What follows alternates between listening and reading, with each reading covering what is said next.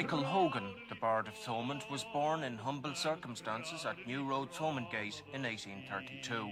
A mill worker without formal education, his gift for writing poetry and verse brought him a measure of fame in his native city, but little happiness. The destruction of his memorial prompted the formation of a committee to raise funds for its restoration. The Bard of Thomond is particularly identified with Limerick and particularly with Thomond, or Thomond Gate as is known of today. And I suppose there's a feeling that following the appalling act of vandalism in Mount St. Lawrence's Cemetery, where 140 headstones, including the bards, were destroyed by so far unknown vandals, I think there's a feeling amongst a body of Limerick citizens that they would like to do something to renovate or restore, first of all, the bard's headstone.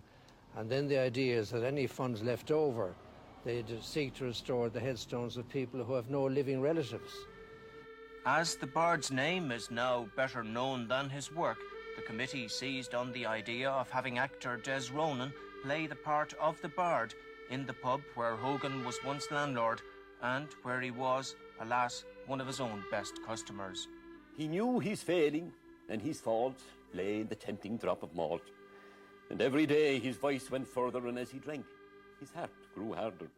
Ah, Thady, oft the parish priest called you a wicked drunken beast, and said that you were the devil's handle of brazen, barefaced public scandal, an imp without the least contrition at whiskey, discord and sedition, that drinking was your sole enjoyment and breaking doors your whole employment, that you at every drunken caper made windows change their glass for paper, that sure as closed each Sunday night in you'd set near half the parish fighting, and that with your constant drafty quaffing you broke Malday and Biddy Lavin and drove the two poor widows begging, and not a drop you left their kegging. If Satan stood with his artillery full at the gates of Stein's distillery, with Satan's self you'd stand a tussle to enter there and wet your whistle.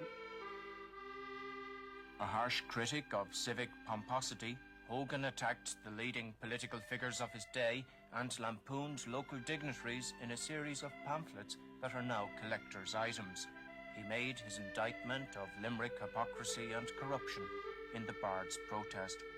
In these rigid and icy Christian days, I wish that I ne'er had been, to know that the sorrow my heart has known, or the mockery that my eyes have seen. Has your civilization sown one seed of love in your bosom's vice? Has your march of progress crushed one weed in the desert of human vice? I have seen the honest man cast aside in a show of stern neglect, while the villain, who God and nature belied, was greeted with mocked respect. I saw the greedy monopolist haste to devour the small fry of trade. I saw the scheming bankrupt feast on the wealth that industry made.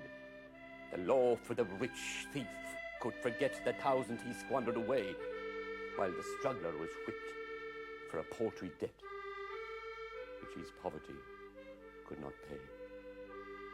For all its faults, for all the poverty and squalid, disease-ridden back lanes, the Limerick of a century ago enjoyed a freedom of speech and expression impossible today because of the laws of libel.